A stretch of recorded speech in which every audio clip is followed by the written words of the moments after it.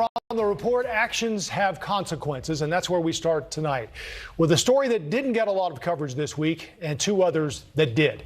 This week, a U.S. Capitol police officer was cleared of criminal wrongdoing in the shooting death of a woman involved in the January 6th takeover of the Capitol. Ashley Babbitt was part of a crowd trying to breach the barricaded doors to the Speaker's lobby with members of Congress on the other side. Video shows the officer opened fire as Babbitt was trying to crawl through a broken door pane. Babbitt wasn't armed, but what responsibility does she bear for her actions? Is that a consideration in the case? It took 3 months to get to this point, 3 months, with, again, the officer now cleared. Just yesterday, Chicago police released video of a police shooting involving a 13-year-old boy. Officers had been called to a report of shots fired. A foot chase ensued. The video, with graphics added by police, not our program, shows Adam Toledo had a gun in his hand, threw it behind a fence, and a split second later was shot and killed as he raised his hands. What responsibility does Toledo bear for what happened? Police say he ran from the scene with a gun. How does that weigh into the debate over this case? Keep in mind, it's been 2 weeks since that shooting. Again, the video just released yesterday. The officer is on administrative duty. The investigation right now continues. Which brings us to the Brooklyn Center shooting. The officer who killed Dante Wright, a 26-year police veteran, Kim Potter, fired her gun instead of her taser. Just 2 days after the shooting, 2 days, she was arrested, charged, and appeared in court. That's her mugshot. Wright resisted, tried to get away, and had a warrant. What role did his decisions play in what happened? The officer says it was a mistake. Others argue it was murder. The outrage on the street is directed at police. And it isn't one case, it's an accumulation of events. But is the reality somewhere in the middle? Storm the Capitol and you have crossed a line. Carry a gun as an officer chases you and things may not end well. And any of the estimated 50,000 traffic stops police make every day can escalate in a heartbeat and exponentially increase the margin of error with a tragic outcome for the public and also for the police, as we saw with the killing of this trooper in New Mexico. These are not comfortable conversations. There are social issues involved, life experiences, racial tensions. Each case comes with nuance and unique circumstances. There's fear, emotion, adrenaline, unimaginable pressure, empathy, and heartbreak that intersect in the blink of an eye. But it requires all of us, perhaps, to explore something else. Understanding all around.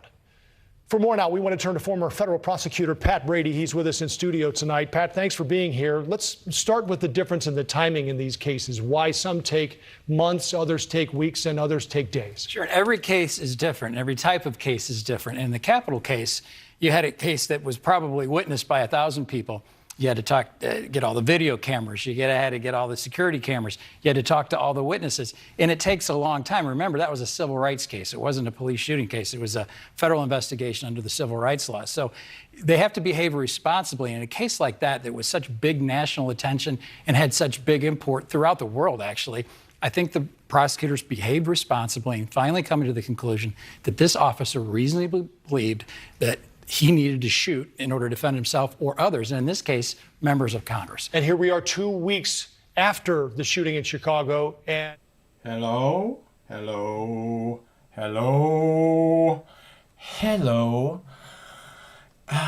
And thank you for showing up. My name is Mike, and this is my YouTube page, Mox News, and welcome to your Wake and Bake News at 7 p.m. Sorry for the little glitch at the beginning. I don't know what was going on with that. What does he want me to do?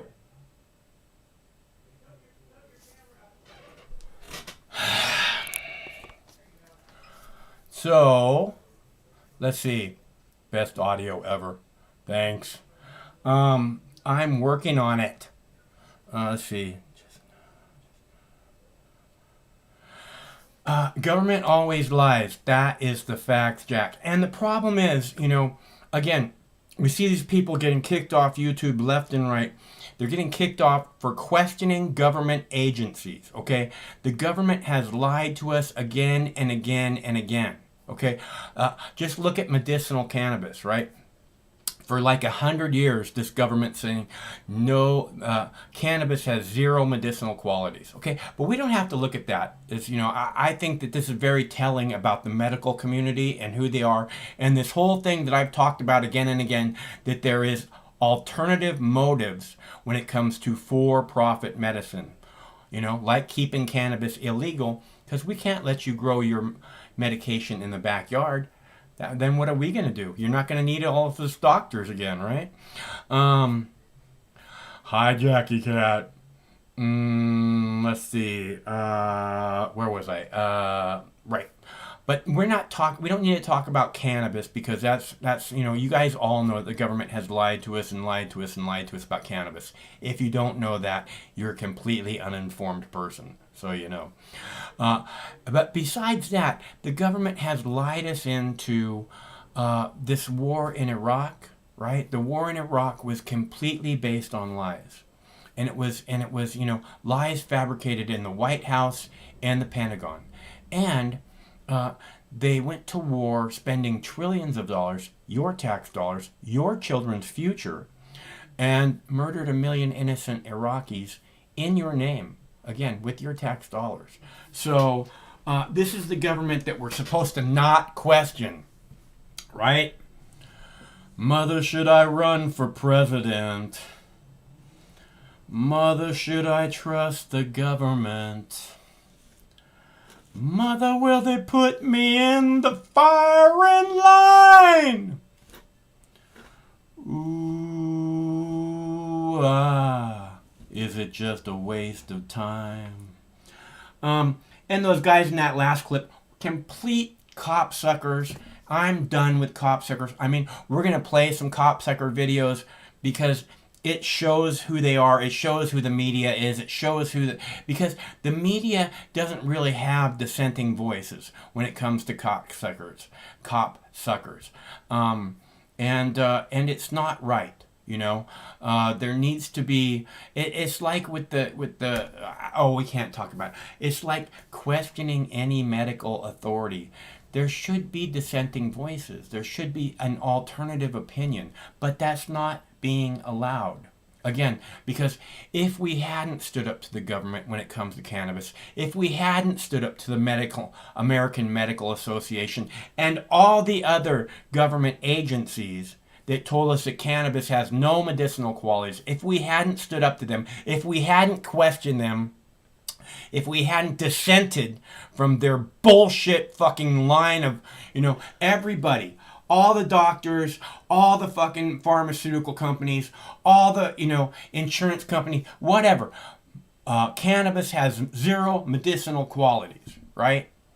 They lied to us. It could have helped millions and millions and millions and millions and millions of people who are hurting real bad.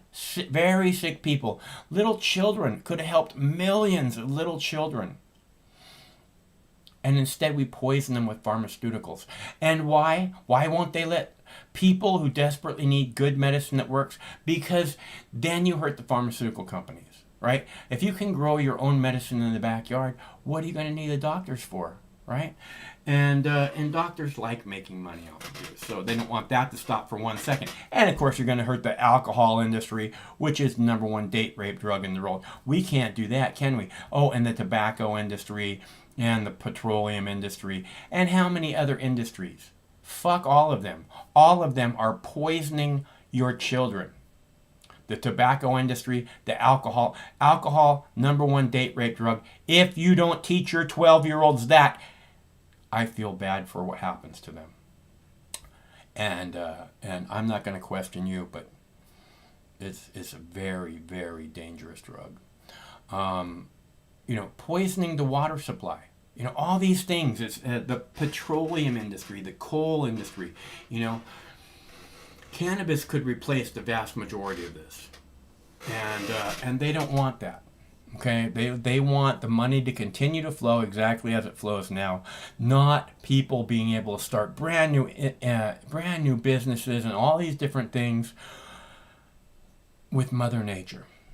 You know, so but besides that, what I really want to talk about is you know, really what I want to talk about is, I don't know if you guys heard this, but Maxine Waters said we need to get more confrontational, right? She says if there's not a conviction in the Chauvin trial of the murder of George Floyd, if there's no conviction, we need to get more confrontational, right? So Donald Trump says you need to be. He didn't even say you need to be more confrontational. He said you need to fight like hell. Sounds like confrontational, right?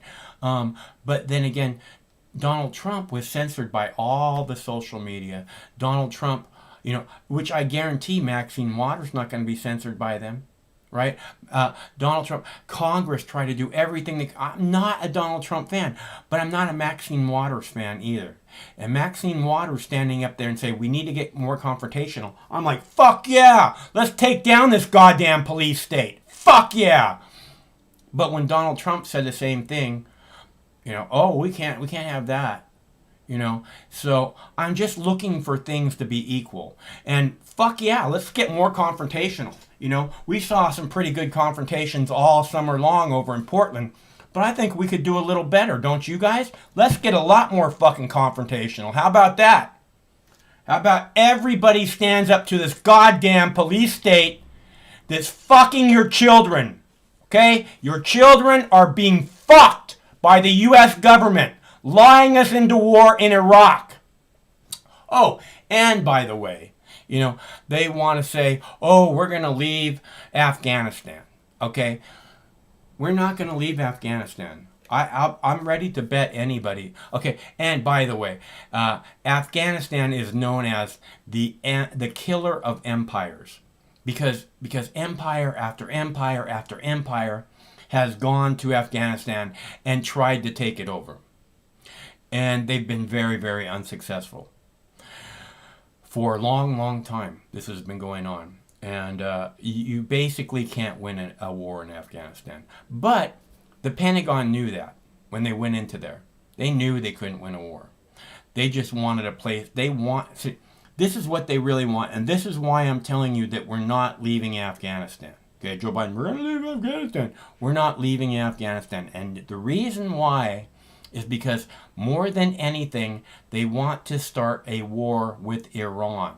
Okay, more than anything, these fucking cunts in the White House, fucking pieces of shit in the Pentagon, want a war with Iran. Oh, I forgot, piece of shit, military industrial complex, fucking war profiteer cunts.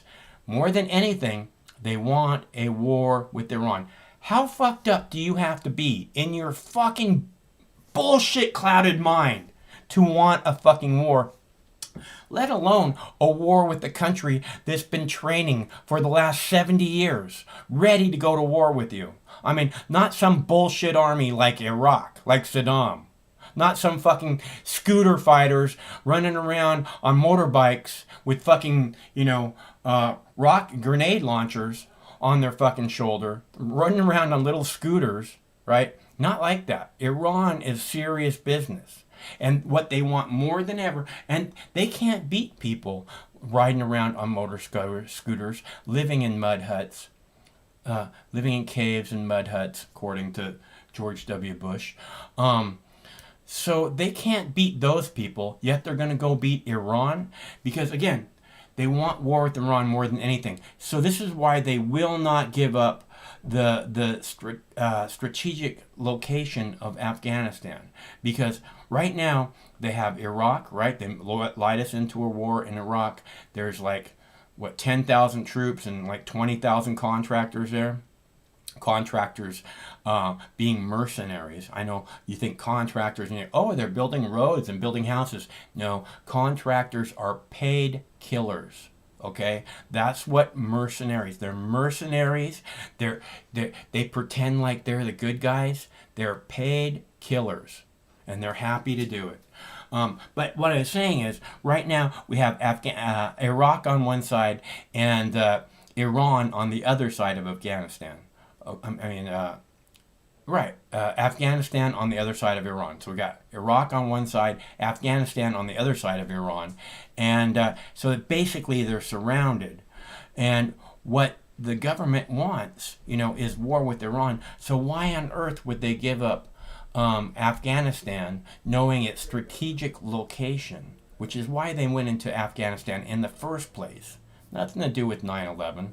They needed a strategic location in the Middle East that they can strike many different directions. So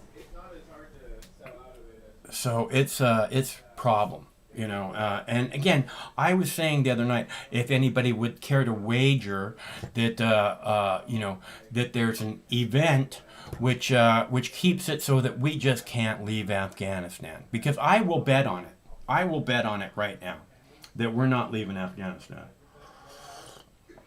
Now, that being said, I have to go and get... Oh, and it's 420 tomorrow. Tomorrow, all of our clips are going to be 420 related, cannabis related, drug war, failed drug war related. So I really hope you'll be there tomorrow, and I'll post a little reminder later tonight. So, but again, I think what I want to do is I want to go and get my pad that has all the clips written down on it. So I'm going to play this for you, and I will be right back. Sometimes life can be a little overwhelming. Sometimes the weight of the world can be too much to bear. Sometimes you need to stop worrying and take a deep breath. Sometimes you need cannabis. Introducing Brightside, high-quality cannabis delivered right to your door. Brightside offers an extensive menu of strains and products to meet your needs. Choose the experience you want, and we'll send you the dankest herb, the real sticky icky, some top-shelf marijuana. If you like what we send you, keep the whole jar. We'll even include some nugs for you to blaze. As part of Discovery, you'll get to try new strains and products. Side effects may include euphoria, increased appetite, uncontrollable giggles, elevated sensitivity to musical dopeness, and reduced anxiety. Tetrahydrocannabinol may also induce feelings of existential well-being and relentless optimism. With a Brightside subscription, you can get it once a month, once a week, or whenever you want, all at a price you'll like. And yes, this is a real company. Do you know who I am? You're the wizard. Ask your doctor if cannabis is right for you. It probably is. Keep it Brightside.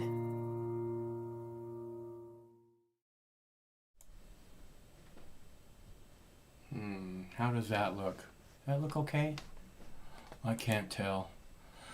It's usually, we're trying to fix the choppy video with the on the drone videos at least, because I really like the drone videos, and we own all of those. So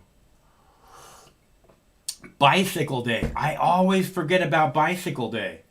Bicycle Day, yes. Bicycle Day is the day, I believe, LSD was invented, or LSD was like the first person to get high on LSD. That's the story, right, of Bicycle Day. Which is a good day, and I love taking acid, so you'd think I remember that, but somehow Bicycle Day always slips my mind. Although I'm ready for 420, I can tell you that. In fact, I am so ready right now. Let's see. I got a bunch of clips for you guys here, and I am so ready for a bong hit. I'm gonna light up a bong hit here momentarily, but. Ooh, more confrontational. I can play that for a minute. Okay, I'm going to play the clip of Maxine Waters saying we need to be more confrontational, because I think it's important, while I heat up the bong, I think it's important because this more confrontational thing is exactly what I've been calling for a long, long time. I honestly believe right now we're in the first step of the revolution. Right now, we're headed to make this government a thing of the past. We're headed to making the people in this government go to jail for the rest of their lives. this is what I see happening. It might take a minute, but I believe this is the beginning of the revolution. It may have started on January 6th, I'm not sure, but I'm quite certain it may have started last summer. Because with the CHOP and all these places, you know, the CHOP in Seattle, the nightly protest in Portland, it may have started back then. That could have been the beginning. But I really see it heating up now. Like, we're really kind of pushing that direction. Like, we can't go any further with this crap, you know? How much worse are we going to let it get, right? That's what I see happening. And the discussion getting louder and louder, which is such a good thing. Again, I've been calling for people to get more confrontational for a long, long time. So I am looking forward to that. I'm going to go ahead and play that clip for you while I heat up the bong, and we'll have a big old bong hit when I get back. All right, stay cool. I'll be right back. Protesters as they gather, and like all of us, waiting for a verdict in the trial of former police officer Derek Chauvin. By all accounts, the jury is still deliberating at this late hour. Also, a curfew has just been called for 11 p.m. local time for Brooklyn Center, Minnesota. Earlier, we referred to the judge in the Chauvin case, mentioning Congresswoman Maxine Waters, specifically comments she made to protesters in Minnesota Saturday night that he said could be grounds for an appeal. Here's exactly what the Congresswoman said. We got to stay on the street, and we've got to get more active. We've got to get more confrontational. We've got to make sure that they know that we mean business. A short time ago, Congresswoman Waters told CNN her reference to confrontation was meant in the context of the civil rights movement's nonviolent history. Quote, the whole civil rights movement is confrontation. When pressed on the judge stating that her remarks could be grounds for appeal, she replied, oh, no, they didn't, despite the judge saying so in the courtroom. House Speaker Nancy Pelosi has said that Waters has nothing to apologize for. However, Republican leader Kevin McCarthy has introduced a censure resolution in the House. I'm joined now by House Delegate Stacey Plaskett, who represents the U.S. Virgin Islands. Congresswoman Plaskett, thanks for being with us. I'm wondering what your reaction is to those comments from Congresswoman Waters. Listen, I think that this is a red herring that the defense counsel is trying to bring. He doesn't have a case, as we saw from the supposed expert witnesses that he brought forward. Defense counsel will pull at anything that they can to try and remove and castigate anyone else, as we saw him even doing with George Floyd, making the victim, the individual who was killed by the police officer, in some way being the person who caused his own death. So I'm not moved by what Maxine Waters says, and neither should all of us. Kevin McCarthy should be concerned with what's happening within his own caucus. When we had an insurrection, when we've had issues here with the American people, Kevin McCarthy was reading Dr. Seuss books. When he had individuals in his own caucus, Taylor Greene, Gosar, Matt Gaetz, doing the most abominable things, saying outrageous, not just dog whistles, but outright racist comments. He hasn't made any move to remove them, to censure them, or to even reprimand them. So how dare he at this point have a discussion about Maxine Waters? He needs to look at his own caucus and clean up his own house. Just in terms of what she said, though, is it helpful at a time like this? I mean, if a conservative Republican had said that about a rally of pro-Trump protesters. All right, so if you are ready for a bong hit like I am, please follow me and do exactly as you see.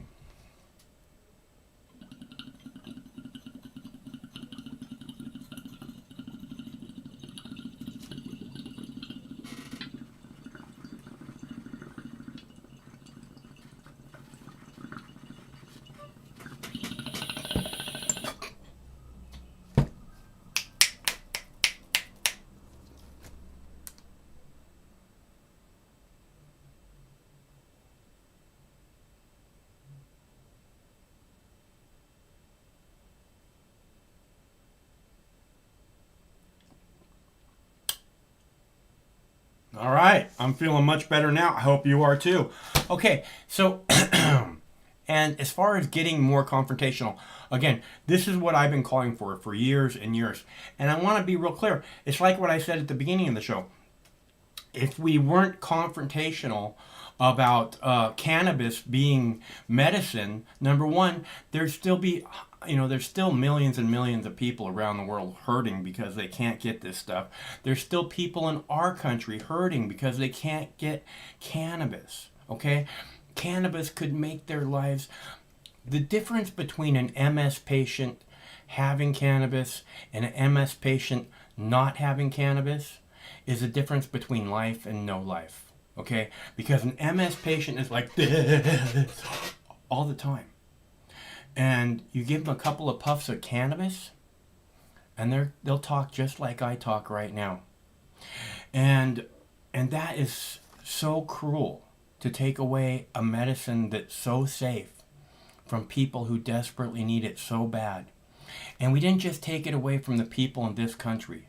And the reason I'm talking about this again is because this is how we got it back, by being confrontational, by saying, no, you're full of shit. And we can prove it again and again and again. Your government, all you government officials, all you medical officials, you're full of shit.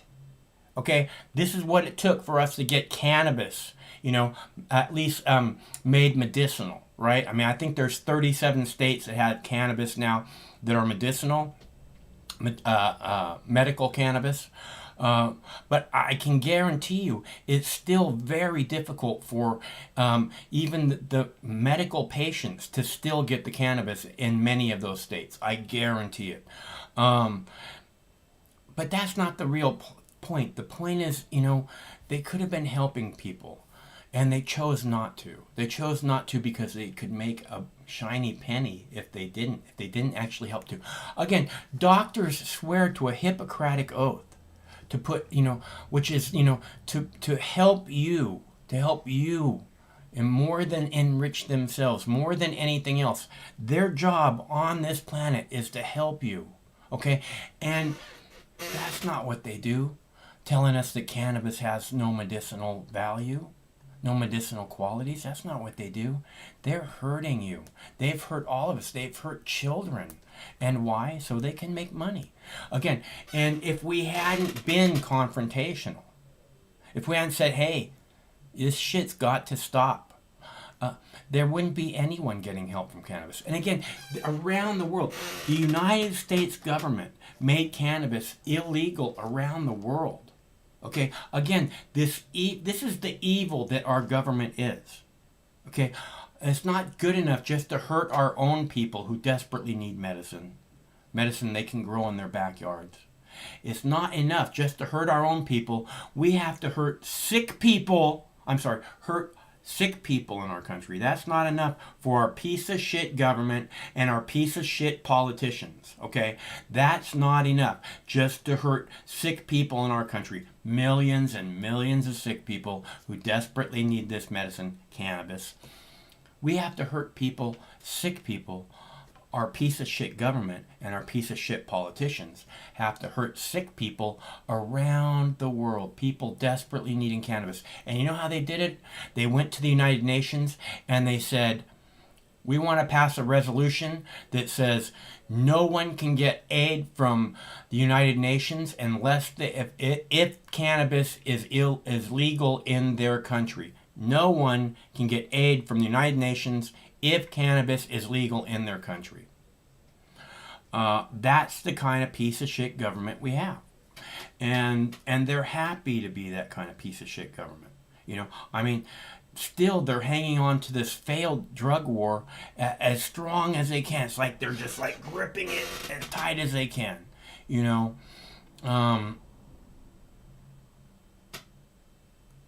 Yeah, exactly.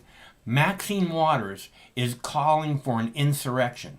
Just if they say that that's what Trump was calling for, then Maxine Waters is calling for it even more so.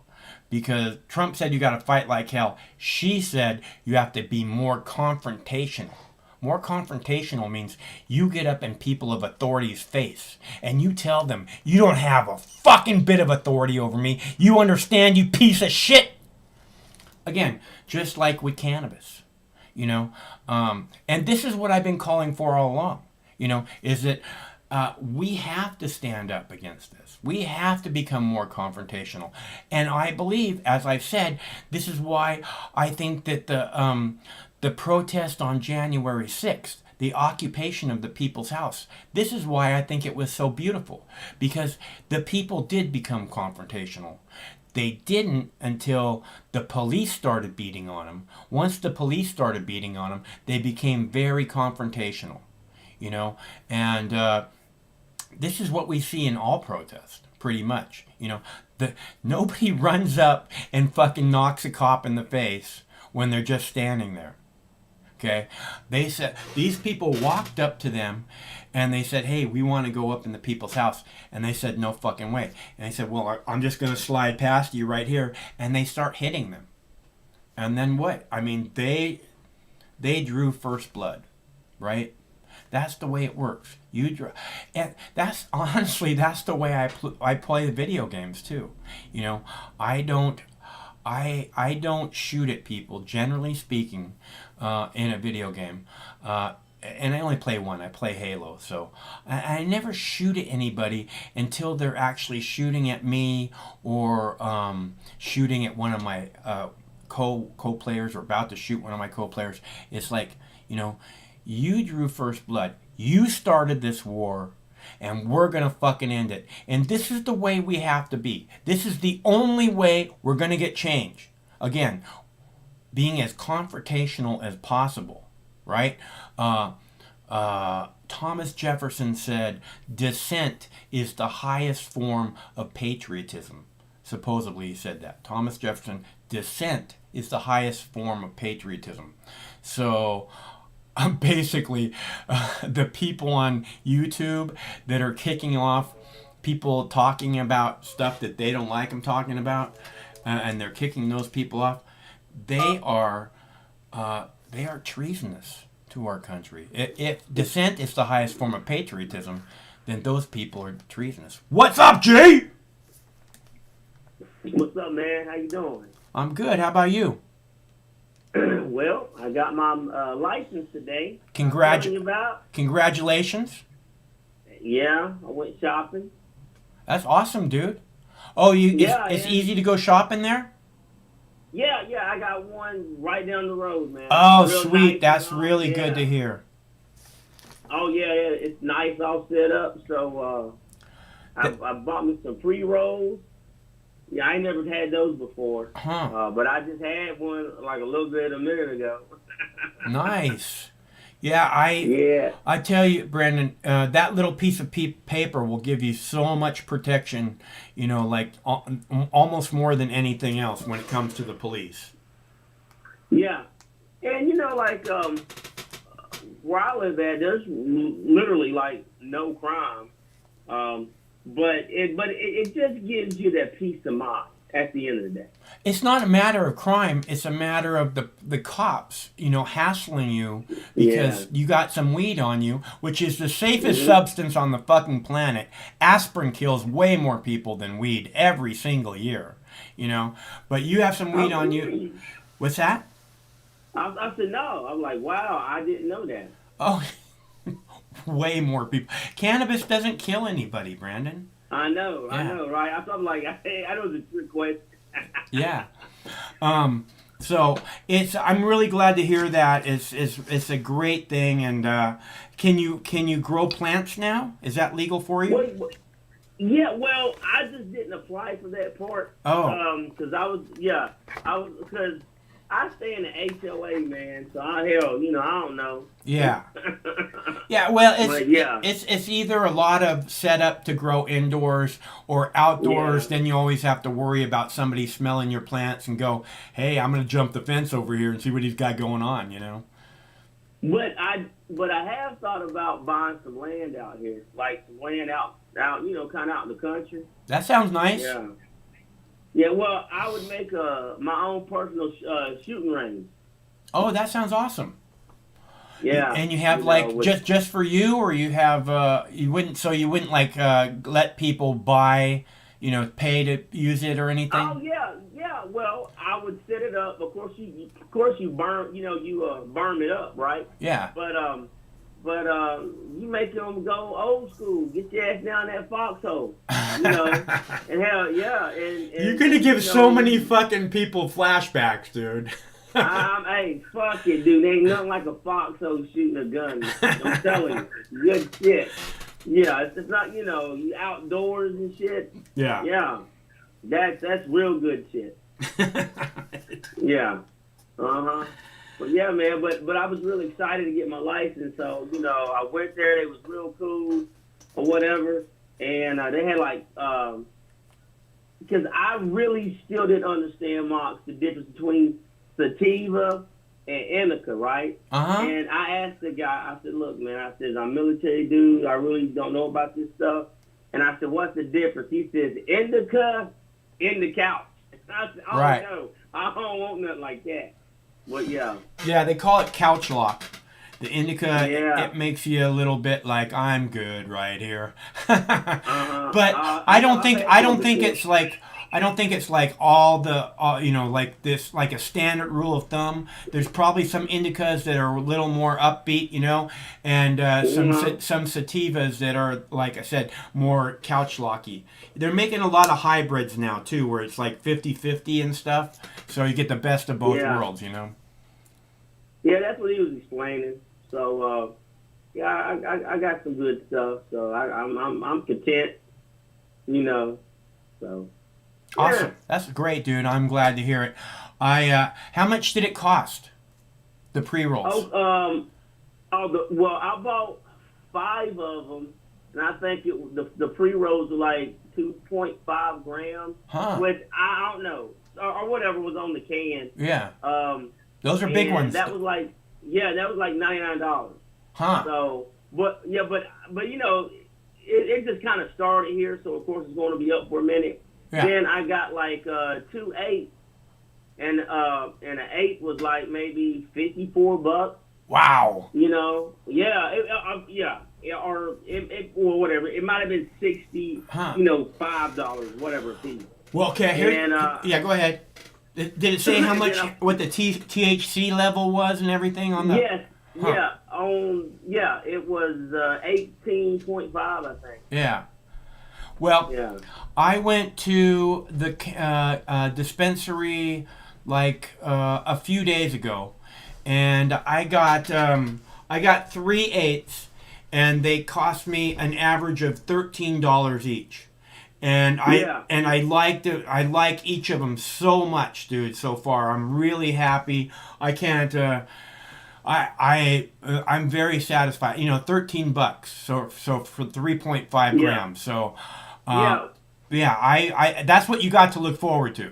Anyways, you know, it's coming. Like because my neighbors smoke, and you know, and me and her was looking like their stuff, you know, their catalog or whatever online. Yeah. And pretty much, I think she pays quite a bit. She pays more than what she buys, you know what I'm saying? But she's been dealing with this guy for a long time. So I guess they got like a relationship. And but she pays, you know, like quite a bit. And when she seen the catalog online, she was like, wow, that's only $20 more than what I'm buying. You know, but she has her license anyway, but never used it. Oh, you wow. know what I'm saying? Yeah. Yeah, and you know, she had it for like the whole year, and she just never used it. And I'm like, well, are you going to get it renewed? And she's like, well, I didn't use it last time. I'm like, well, shit then.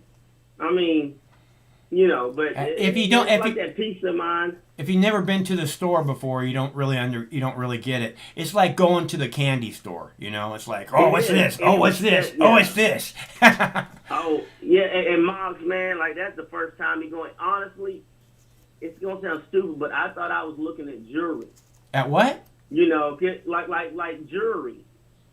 Because they had like in the glass cases, and it was all. Oh yeah, I hear what you're saying. Like jewelry, I got you. They had like diamond. I'm like, oh damn, okay. Nice. Yeah, it's like damn, yeah. I always look at it like the candy store, you know. I mean, they did a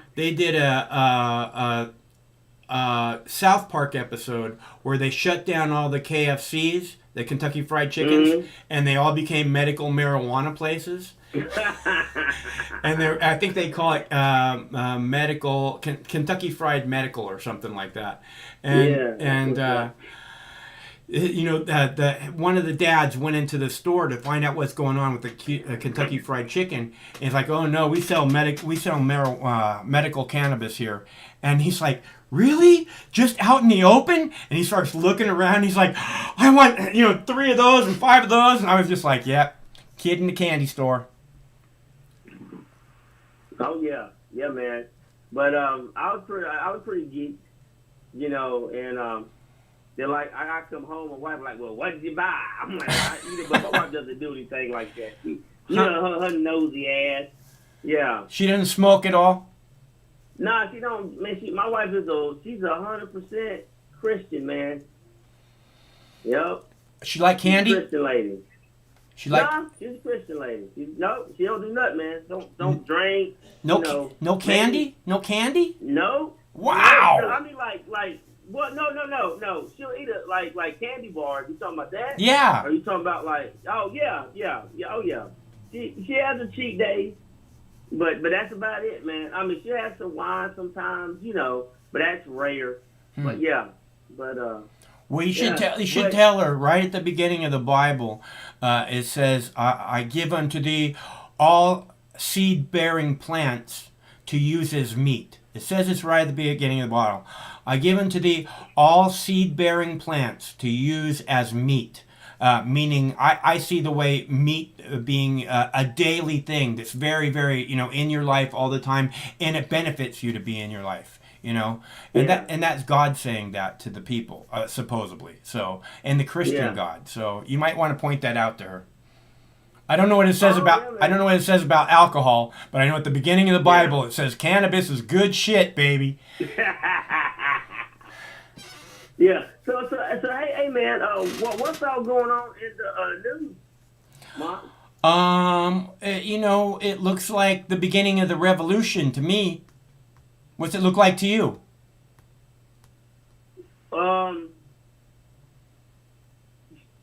More just nobody wants to work together.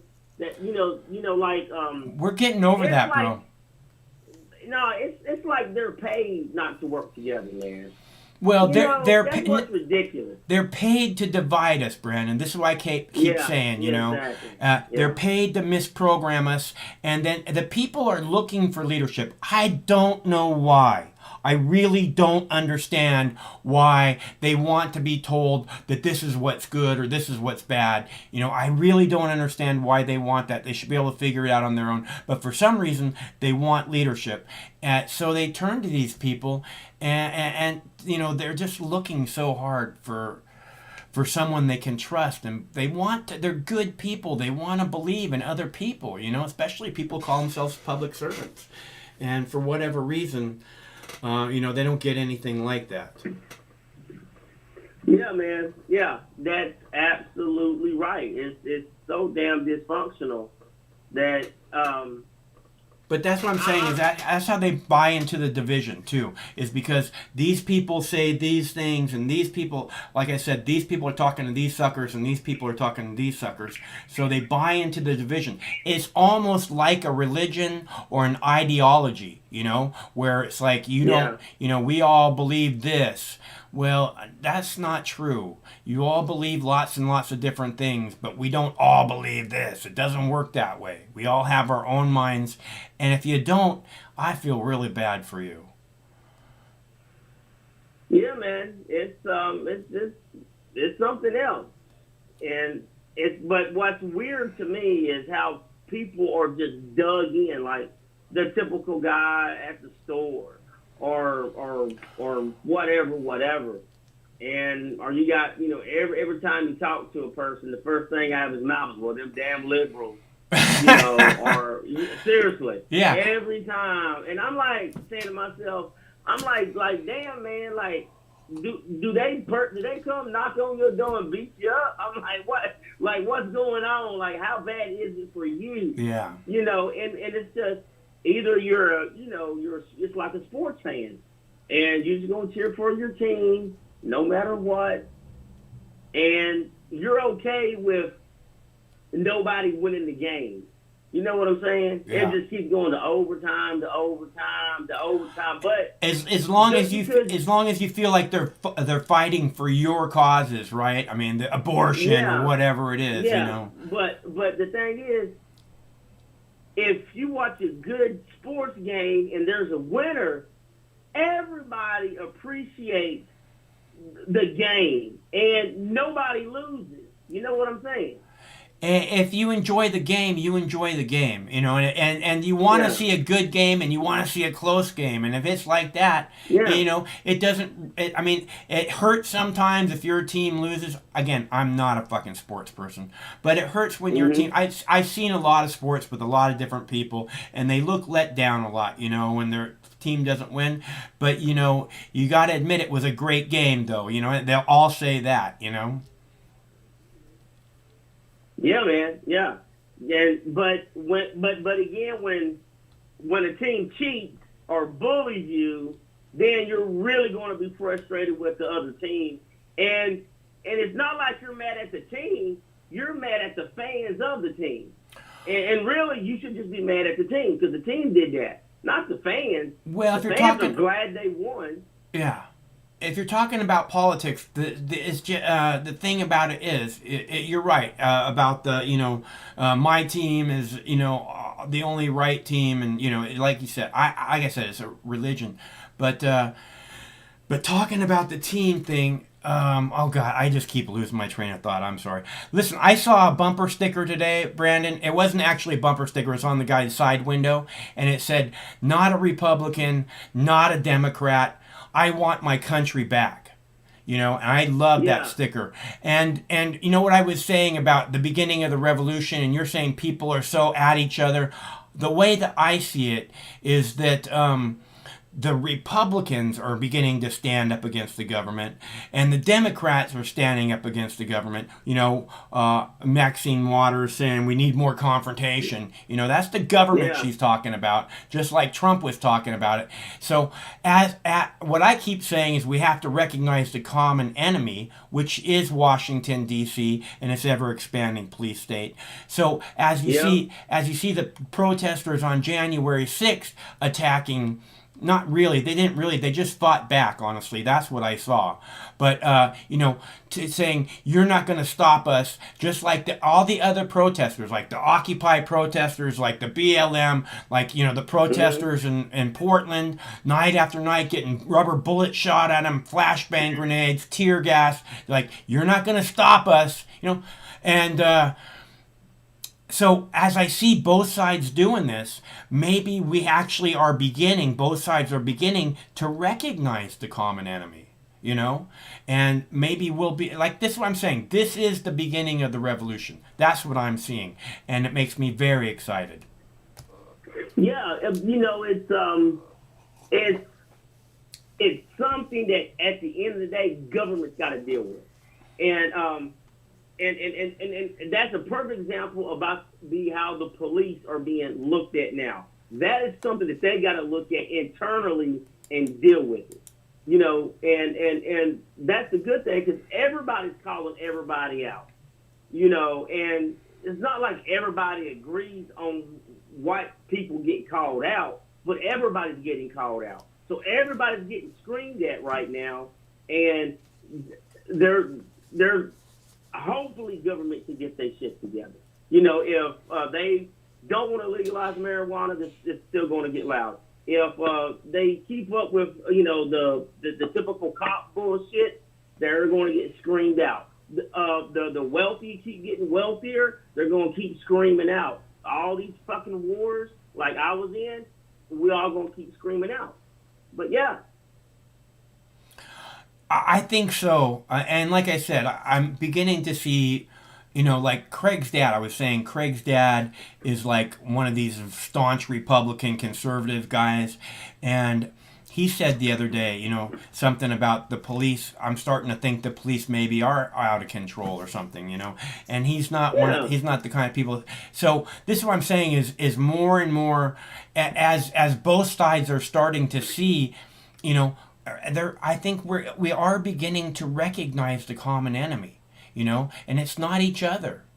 And I think that's the beginning of the revolution, is once we realize who the real enemy is. So, fuck yeah, let's get more confrontational. That's what I say. Yeah, but see, that's the conversation that we always where you really need to have, and those are the hard conversations, right? That's the hard conversation to where, like I mentioned earlier, the Latinos got to deal with immigration in this country. African Americans got to deal with African American issues in their own community. And the white, unfortunately, you got to deal with white supremacy.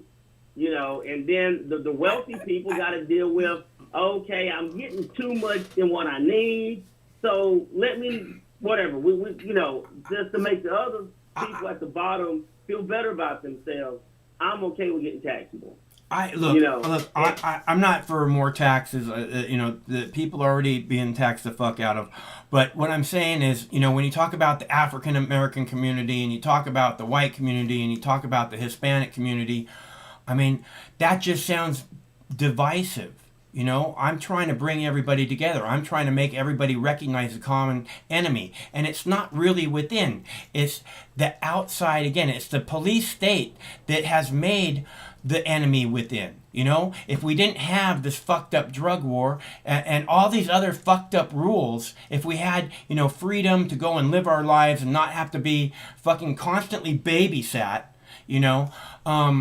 the people, I think, could get along a lot better. But there's all this programming to say, oh yeah, why don't you clean up your community? It's all of our community. I've said this again and again, is why do people have a problem with lifting up the homeless people and, making sure they don't have to be on the street? And I'm not talking about the black people, black homeless people. I'm not talking about the Hispanic people. I'm talking about the homeless people.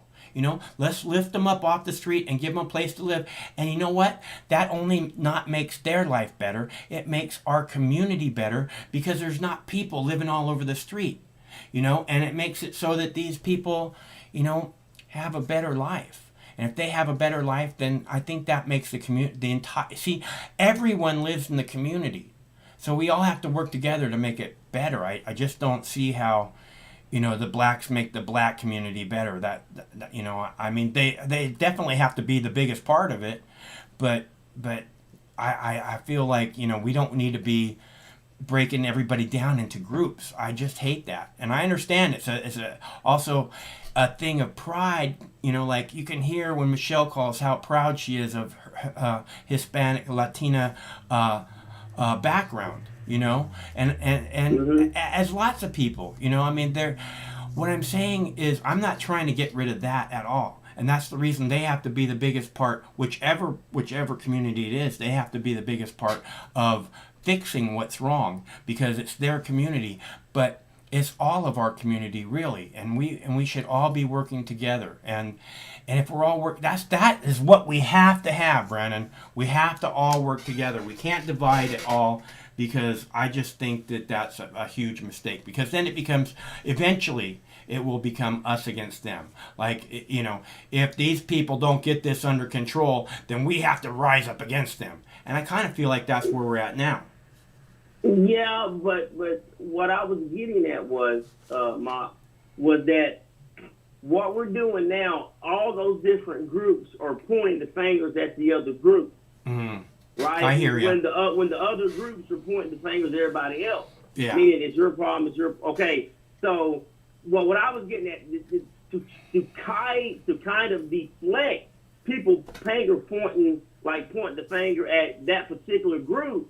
The group kind of handle some internal things amongst themselves. Therefore, instead of pointing, everybody's just looking at each other crazy. I can't blame you, but, you can be like, Yeah. Well, I get what you're saying. Internal thing. Yeah, I get what you're saying. I say this about the cops all the time. You know, is that the cops should be handling the fucking bad cops. The cops should be kicking out the bad cops in a second because they don't want the bad cops tarnishing their own record. And that's a huge problem with the cops, is that they all protect the shitty cops, and now their fucking reputation's in the fucking toilet. Okay. Well, but the thing is, when you say, you know, this is your problem, you need to take care of it. What I feel like is it's really all of our problems. You know, again, coming back to this thing about making our community a better place, because if this problem gets resolved, it makes all, you know, the community which we all live in a better place. So it's not your problem so much as all of our problems. And you know what, Mom? It's just like every time your average middle class person sees an extremely wealthy person get away with something, right? Like not paying taxes, meaning like they beat the legal system because of their wealth. Yeah. You know, that's another dig to where people are pissed off at the wealthy people, but that's a very few amount of wealthy people that actually, you know, do dumb shit. So, but the wealthy people need to call their own out too and say, well, I pay my taxes, you know, and I'm not bitching. Well, it's not just that. It's not just that, because the wealthy people are the ones that are in charge of the government, basically.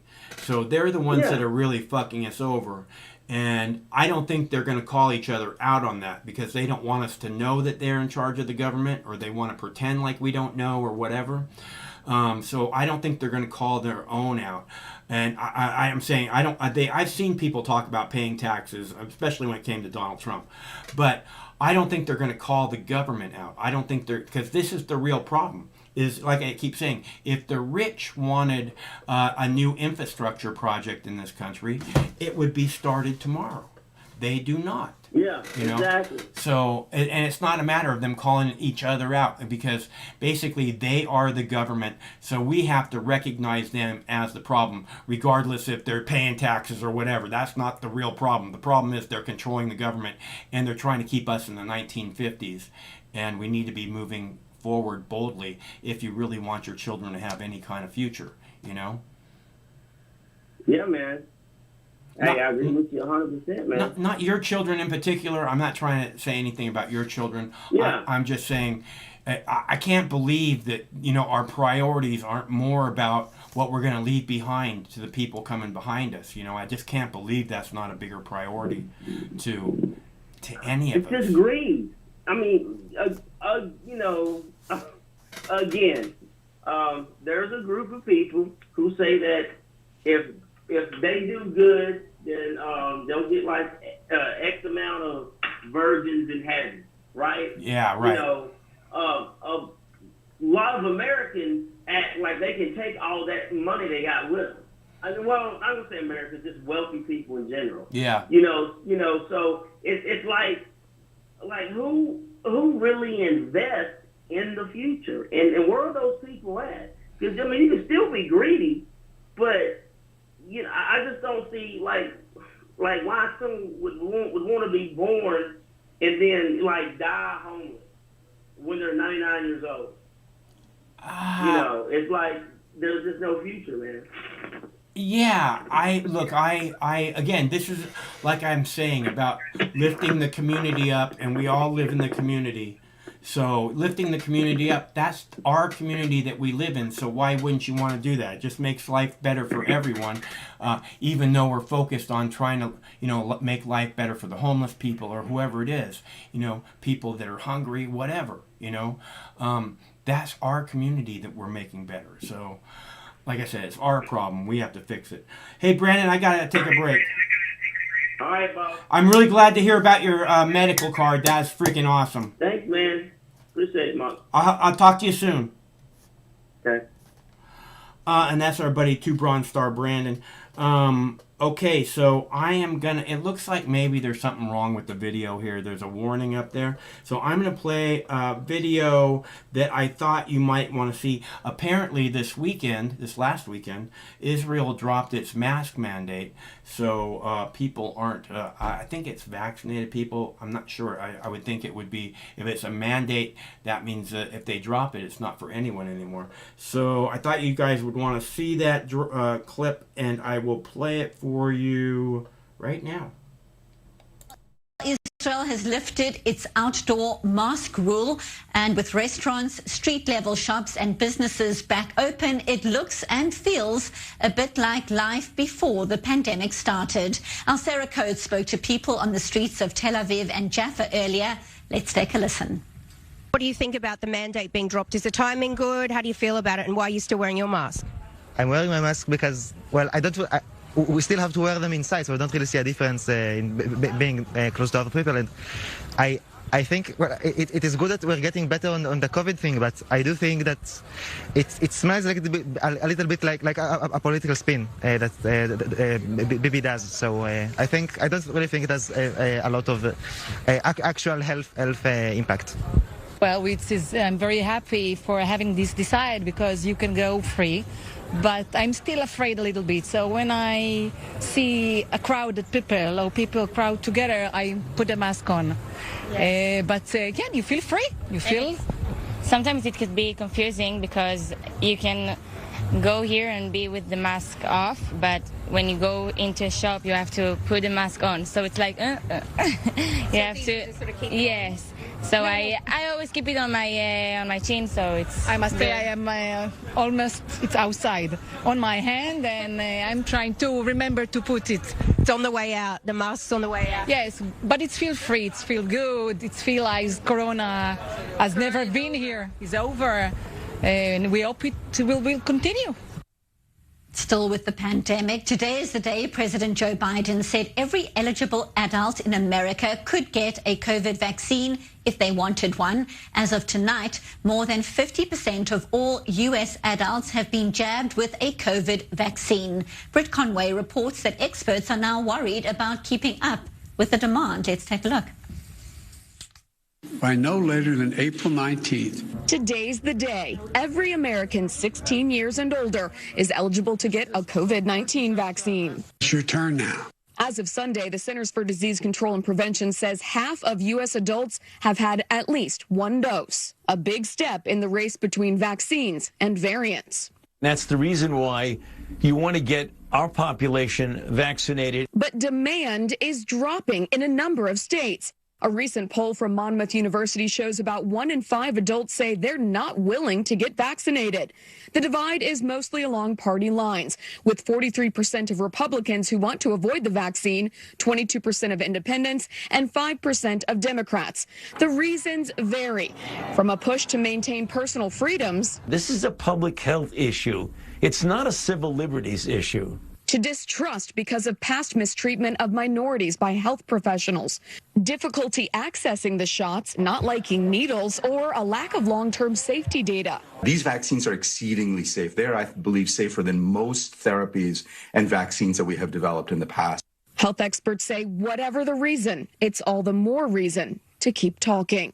Having that conversation in a way that doesn't make them feel judged or ashamed by having like any kind of concerns or hesitations, and that allows them to at least feel a bit more comfortable with it. I'm Britt Conway reporting.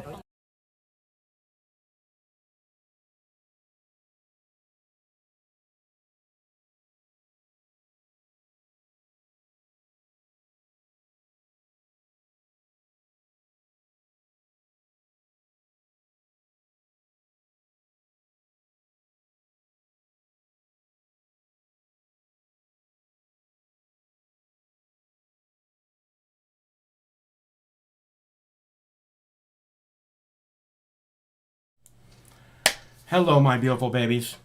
All right, so this is what I need to know.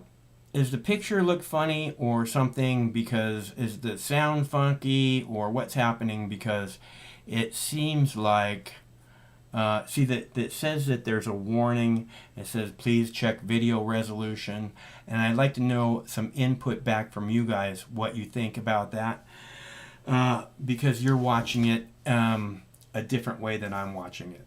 So if there's a problem, please let me know. Okay, so let's see. I thought that was a very interesting, very informative video.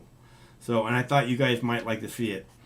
Let's see. Oh, and I have a video coming up about electric cars, where instead of recharging the battery, you just drive the car into a lift, and they unzip the battery, unbolt the battery, and then they bolt a freshly charged battery up into the car.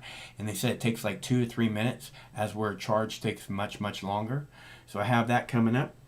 And that's going to be all automated really soon. You know it is. And I'm really surprised Tesla's not doing that. It seems like that would be very popular amongst people who drive cars like that. Okay, so Israel tests a new missile. Electric cars, police fear. Oh, the police fear training is very good. I know you guys want to see that. Let's see. Any answer on the video? Anybody? Seeing sharks? I see sharks too. That's not sharks. That's people swimming in the water. Let's do this background. That's dog laying by the river. Okay. All right. So where were we? Right. Mother, should I trust the government? So, I mean, this is the real question, right? Should we trust the government, or should we recognize it as the common enemy? This is what I'm saying. As we see both sides into the streets at the same time, generally, I don't know if Occupy had a side so much. I know they want to paint it as liberal, and it probably was primarily liberal. But I think there's a lot of people who are just tired of war in there too. And tired of Obama, because Obama promised something and then became George Bush the third and fourth term. And Occupy went into the streets right before the second election of Obama. So again, when we see both sides, when we see the protesters on January 6th,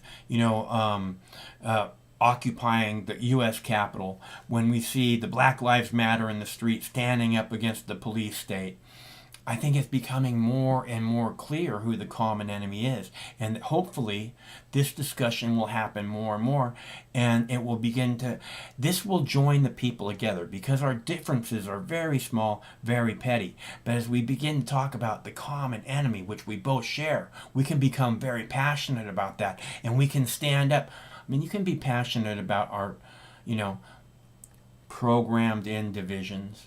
There isn't a division there. I mean, I understand that certain communities have been held down. What I'm saying is that we're all humans, and that we should, I know this is so stupid that I keep wanting to be like, oh, we should all be looking out for each other, and the people are coming behind us. I don't know. Is just nobody feel that way anymore? Because I want it to be a community. I want this planet to be a community which is good for everyone, not just Americans. I want it good for Canadians. I want it good for Mexicans. I want it good for everyone who lives in Latin and Central America, South America. I want it good for everyone everywhere.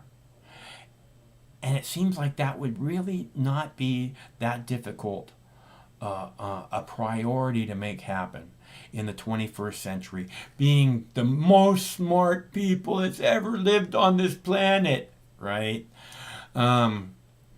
It seems like being the most technological people, possibly, that ever lived on this planet, that it would be fairly easy to make that happen, a good life for everyone around the world. I mean, we have the technology.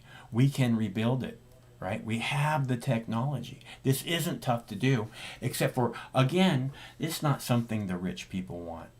The rich people don't want people, having good lives. They really don't. So that's one of the big problems. They are a giant block in the police state. So again, I see this as the beginning of the revolution, and hopefully it really is. Hopefully, and I pray every fucking day for revolution, right? I just want something better for everyone, because I know we could do that. I know we could. And for whatever reason, it doesn't seem to be the focus. And I don't get that. And I don't really want to get that. I want to move to a higher state. I don't care about, me. It doesn't make sense. There's a whole big world out there, and a lot more people that need a lot more care than you do. Or I do, excuse me.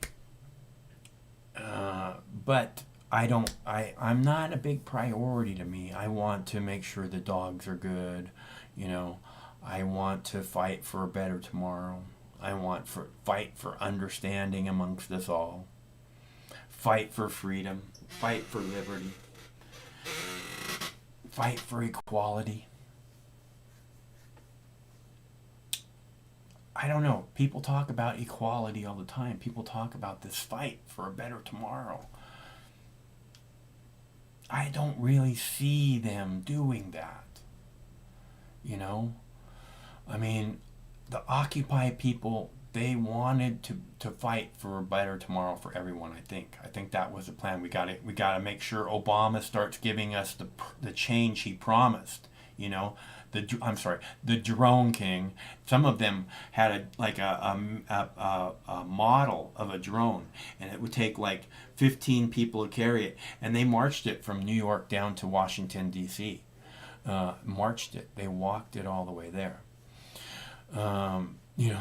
Shouting about the drone king the whole way down. So I don't know. I mean, that's the most important thing that I can see is recognizing the common enemy. If we want a better world, if we want something better to leave to your children, you better stop talking about, conservatives and liberals, because they're just pitting you against each other, and they're doing it happily. And the more you buy into it, the happier they are. You know why? Because it's the safer they are. They're the enemy, the ones who want to divide us, the ones who want you to believe, no, we're the good side. The good side is the American people, we the people who help each other up in the community, the people who build the community, not some fucking cunts in Washington, D.C. And we the people are beginning to see that more and more, I believe. So glad to see. All right, so where shall we go from now? Where shall we use to fill the empty? All right, I'm going to play another video. You guys can see the telephone number. I'm not sure if you can see the phone number or not. It's 805-669-6397, 805 Mox News. So, all right. I'm going to play a video about, police fear training. I really like this. I noticed that over there was some kind of a breaking story before the show, before this particular clip started. So it kind of missed the first couple seconds. But basically, they're supposed to be training cops how to deal with fear. And what I see is them making the cops more afraid. Making the cops sound like fear is a legitimate excuse. Making them believe that, all these people out there are very dangerous. And they're right. Humans are very dangerous. They are. And this is why, again, the powers that be, the common enemy, want us focused on each other, because humans are very dangerous. That doesn't mean that they want to hurt police officers or anybody else. They just want good public servants. They just want to end the bullshit. They just want to hear, I didn't fear for my life, and that's why I didn't shoot this guy, because I could see he had his hands held up, and I didn't want to kill a 13-year-old. So, and we all want those kind of cops, I would think, right? Because, like I said, you know, any one of those cops that say, I fear for my life, should be immediately fired. That's all there is to it, because their job is to go where other people are afraid to go, to look fear in the eye and not blink. That being said, I believe this video about police training police to overcome fear is actually instilling their fear and embedding it even more so inside of them. And if anybody wants to talk about that after the clip, the phone number's right there, 805-669-6397, 805 Mox News. Control their fear might stop more incidents from ending tragically. In 2019, Nightline headed here, the Maryland Eastern Shore, to see a program that helps law enforcement officers better control their stress in tense situations. It's called Close Quarters Defense. Once mostly reserved for U.S. Special Operations and federal agencies. They have no idea what they're going into, which is valuable because we want them to do exactly what they would do on the street. Good to see you. Hi, how you doing? Dwayne Dieter is the site's founder, guru, expert in tactical training. We're really thrilled to have you here. On this day, a group of police officers and sheriff deputies will be his students. We all love you. It's all about making you better. So all those trainees, come with me. His program is all about subjects cops rarely share with the public or their families. Stress and fear. Stress not controlled can make a person be aggressive to someone that's not necessary to be aggressive to. Jackie Dalton, a U.S. Coast Guard veteran, on this day, a rookie cop in Havre de Grace, Maryland, fresh out of the academy. I adore my coworkers and my chief. I don't want to let them down. One of the key tools in Dwayne's training, this simple cloth and rope called the hood. Each time the hood comes up, the trainee encounters a new unknown scenario. Inches away could be a gunman or a pedestrian asking directions. So the hood teaches students to do what? To be able to react quickly, an ability to be aggressive, assertive, or passive, compassionate. All has to be within split seconds as it applies. Dalton suits up. There's noise to help build the stressors. So in this, you want stress? Yes, we need it. Stress is their friend. It will become their friend. At first, it is not their friend normally. Dieter observes her. She is verbalizing, de-escalating. Getting a baseline on how she performs under stress before his training.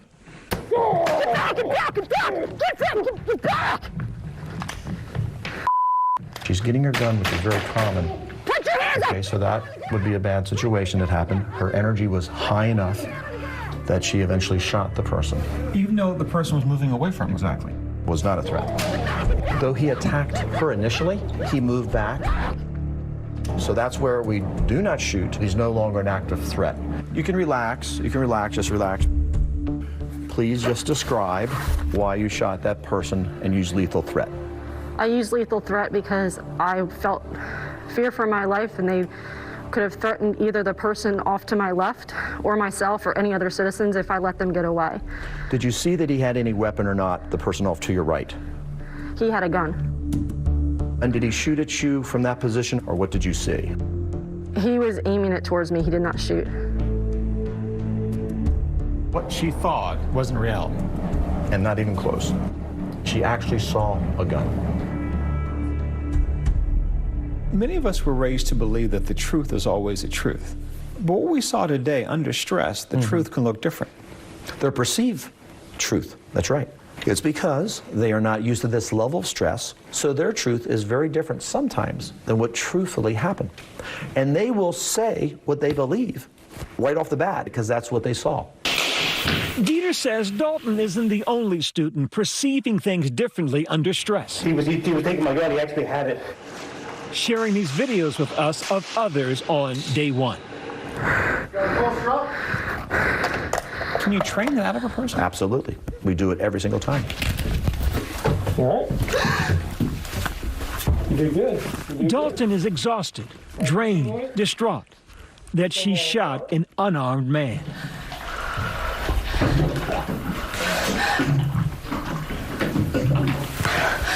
All right, way to fight, way to fight. You did great, you did great. So have you ever felt that before?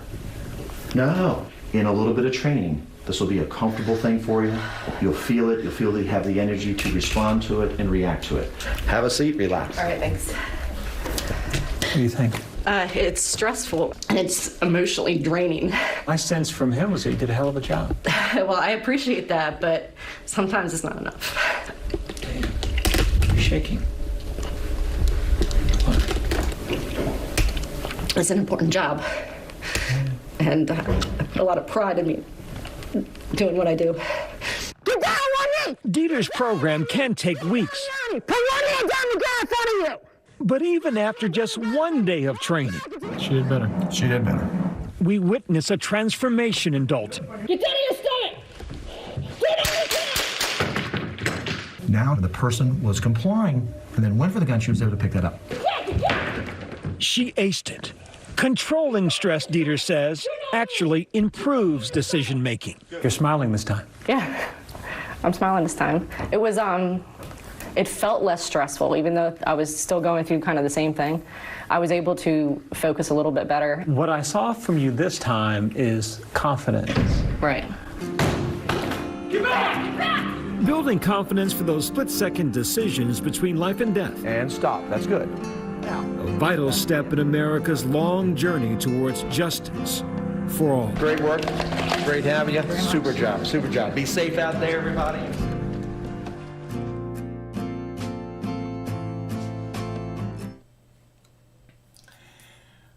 So you guys see what I'm talking about the fear thing? That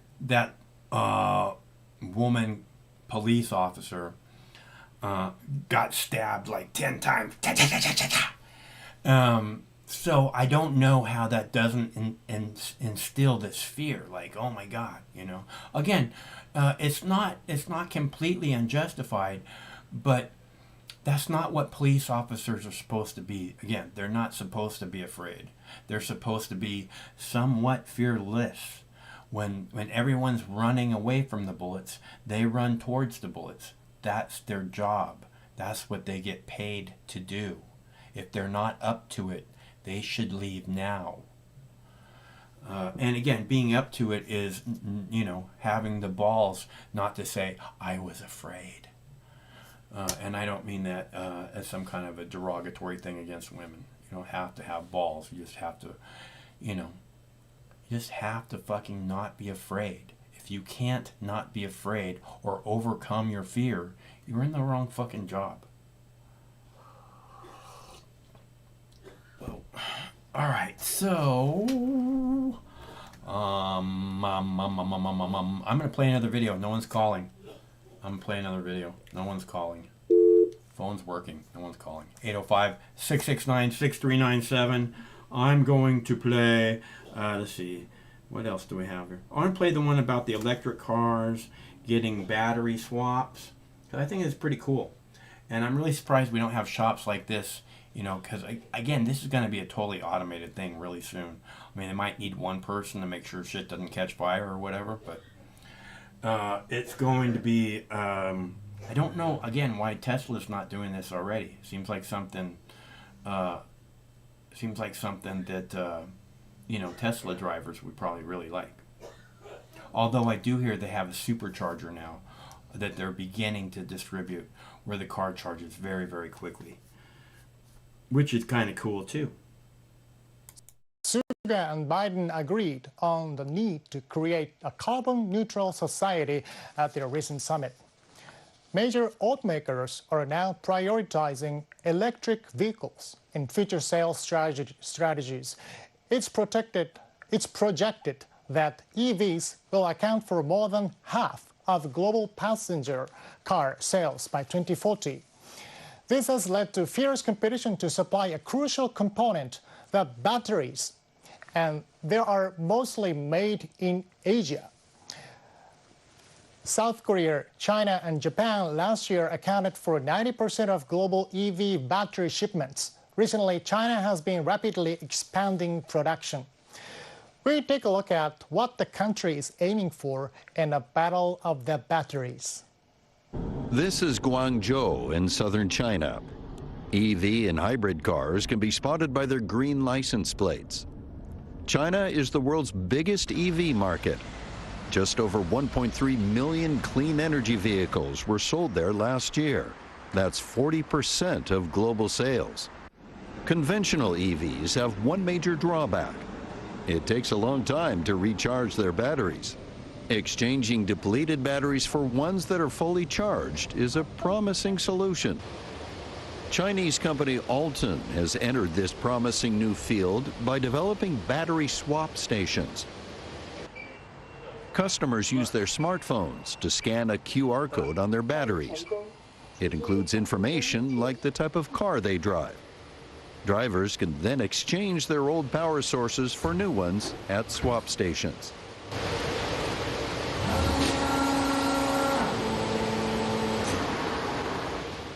Alton says this can take as little as 20 seconds, saving about an hour that it takes to fully recharge a battery. China's swap stations currently have a limited capacity. They can serve only 100,000 vehicles, and it costs more to exchange batteries than to recharge them. Even so, many taxis are now using this service to save time. Swapping a battery only takes 2 to 3 minutes maximum. I like this service because it doesn't take much time. Alton has tied up with 6 major Chinese automakers to enable it to serve more vehicles. The company plans to develop 5,000 swap stations in 100 cities around the country by 2025. Separating the car from the battery cuts costs and allows the battery's full potential to be realized.